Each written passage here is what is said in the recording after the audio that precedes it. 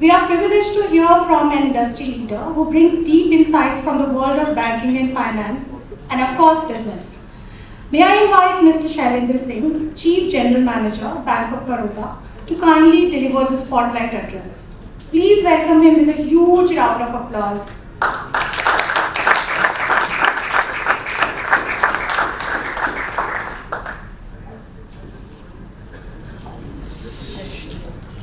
Good morning, everyone.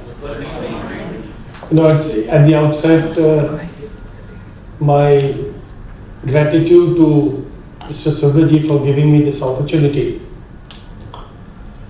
So before I start, I think let me give you a perspective. Bank of Baroda is a bank with almost a journey of 117 years. Present in almost 17 countries across the globe, and a manpower of around 75,000 plus. Under this framework, where more than 65% of the stake is the government of India,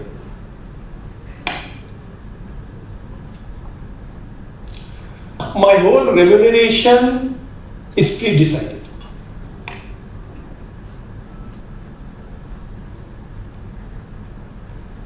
After the closure of the financial year,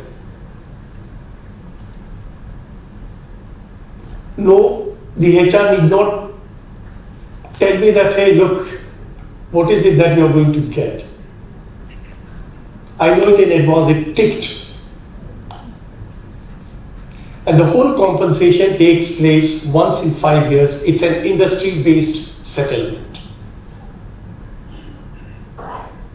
And the best part is that my remuneration is there in the public domain. You can go to my website and check what is Shailendra Singh getting, or any other CGM, GM, or a scale 1 officer of the bank, how much is he getting.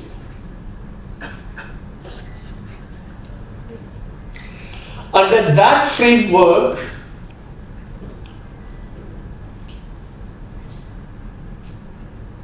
you are expected to operate, excel, and deliver. With lot of riders that look, as a government of India, you have to ensure the reservation guidelines. I don't have the discretion of saying anything.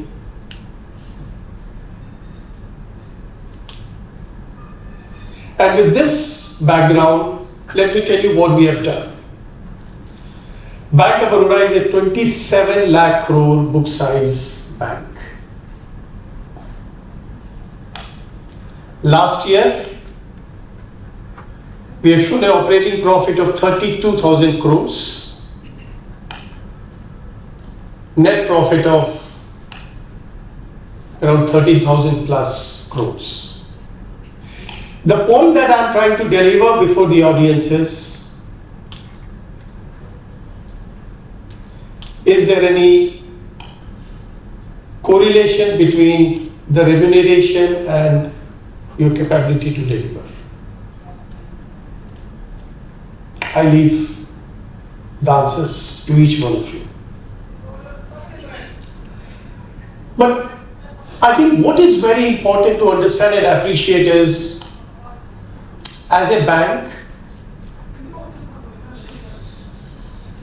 we always say that we are into business of nation building.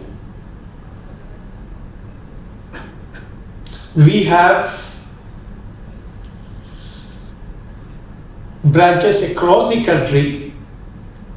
There are places which is there in the remote part of the country where only one bus goes in the morning and one bus comes back in the evening.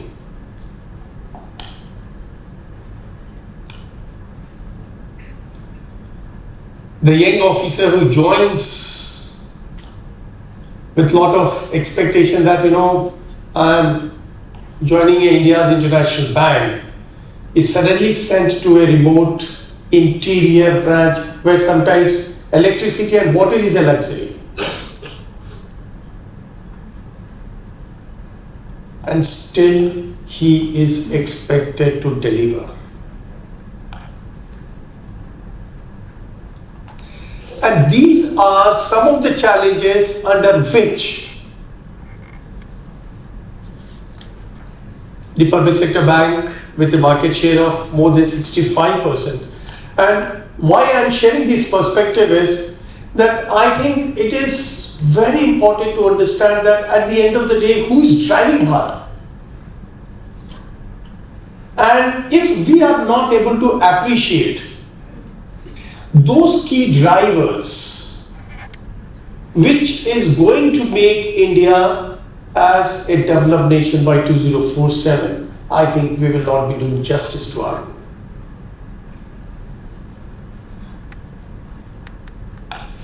So I think, the topic of today's education for future, and I think it's very apt area for a bank of stature of Bank of Baroda, where the attrition is just 4.47. So people join Bank of Baroda to superannuate. That's the kind of journey, and that's the power of the brand. And in this journey of the career progression that a banker goes through, I think this executive training becomes a very critical part. And now, let me create a very hypothetical situation that one executive training program is going with a batch of 30. The mobile rings. Obviously, they will be having their mobile. 2 mobile rings. On one mobile, the message is, you are blessed with a grandson. On the other mobile, the message is, your son has scored very good marks in 10th standard. Ladies and gentlemen, for the executive training program, this is the biggest challenge, the heterogeneity of the group and the alignment of the content to connect with that segment of heterogeneous executive who is living in a different world.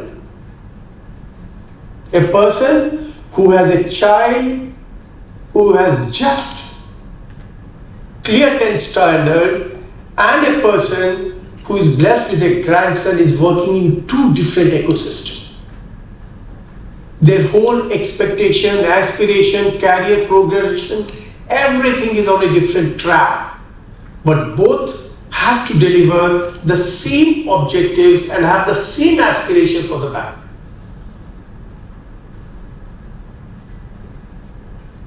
How can the executive learning program address this heterogeneity is, I think, one thing that we need to introspect and address. For a moment, again, let's try to have a look at who is going to be a target audience in addition to this heterogeneity. Majority of them would be 2nd or 3rd generation of a nuclear family. They will be the only son or daughter of the family, pampered, who are still not able to make a distinction between personal life and professional life.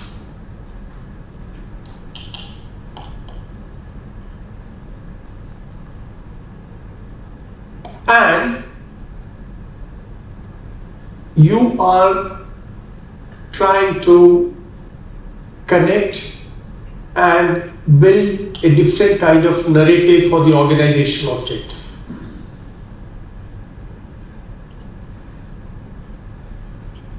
How can the executive training program fill that gap? And unless we design or think through. Because the lot that you are going to address, or who are going to be the future leaders of the coming generation, wants to become MD and CEO in just 10 to 15 years. They don't have the patience to say that, 55 or 56 or no. They don't want to superannuate because they've seen a life without liabilities, being the only child of the family. And ladies and gentlemen, these angles of the future workforce is very, very important as to what kind of content are we going to build, create and deliver to them. And the challenges can be many. But as far as the experiences in Bank of Baroda is concerned, I think we are giving a lot of focus in understanding what is it that they want to consume. And let me very frankly tell you that we spend at least 3 months in collaborating with the end users as to what is it that they feel on a daily basis is the gap.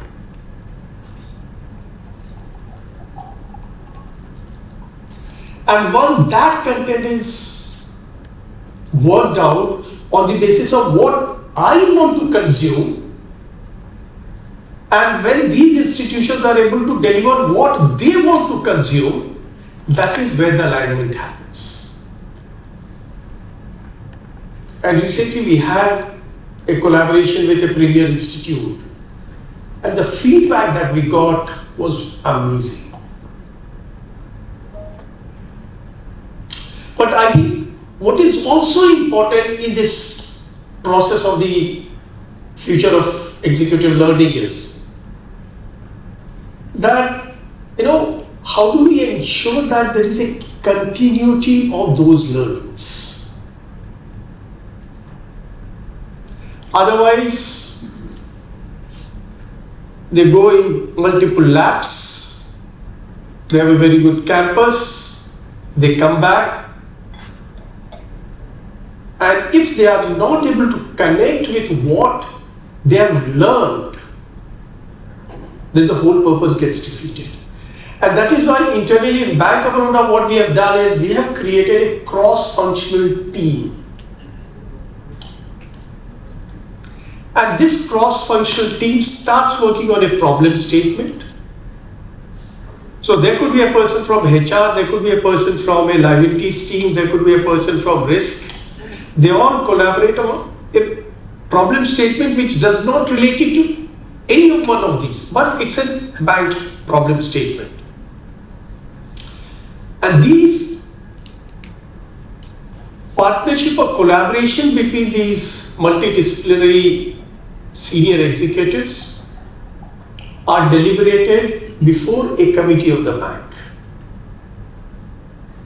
And that deliberation puts a lot of learning pressure, because I strongly feel that adult learning is one of the toughest learning. And executive learning is nothing but adult learning. I do everything, yeah. What are you teaching?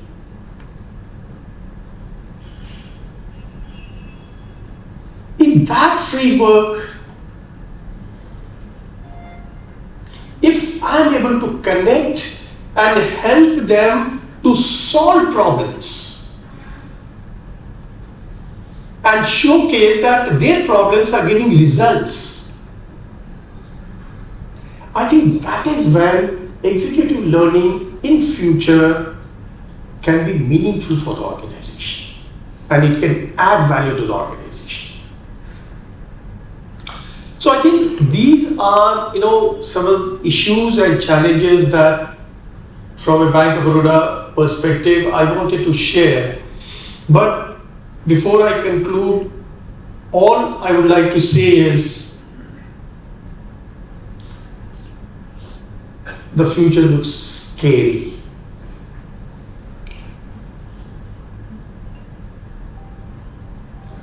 Not because we are going to have the best version of ourselves for the future generation.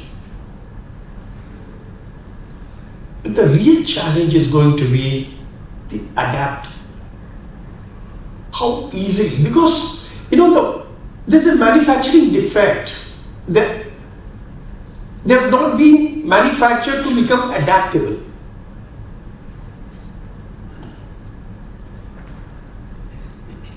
And then suddenly I create a framework and say, no. These are the bylaws. Recently we had a very interesting experience. We recruit 3,000 to 4,000 newly inducted officers across the country as a part of our routine entry-level officers. After 52 weeks of training, because we have a very intensive training program of 52 weeks when someone joins, and they are exposed across every vertical of the bank in this journey of 52 weeks and at multiple locations. And we also have a framework that no one will be working in their own state.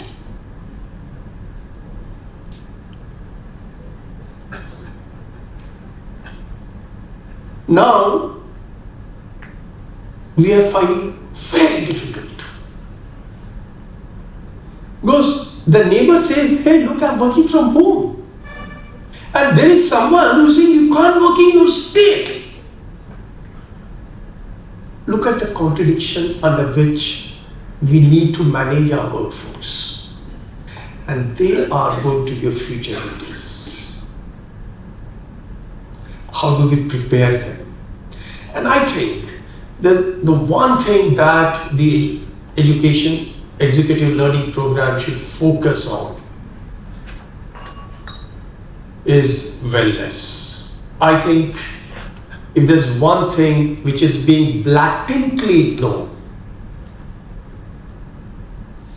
is wellness, health and wellness.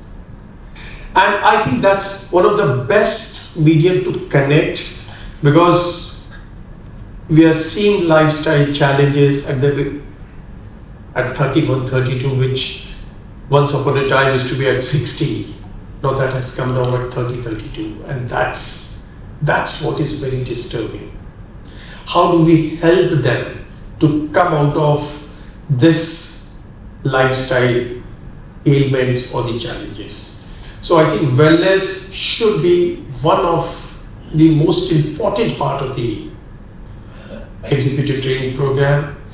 The other part is why this generation is armed with lot of knowledge, lot of confidence, very good way to communicate. But I think that ability to create value and inspiring them to create value for the organization rather than being a solo player or an individual player can be a huge differentiator in their nurturing and growing up. So I think these were some of the thoughts that I thought which I would like to share, but I added the perspective of a public sector bank framework, which is very important for you to understand why I am saying all this. Thank you.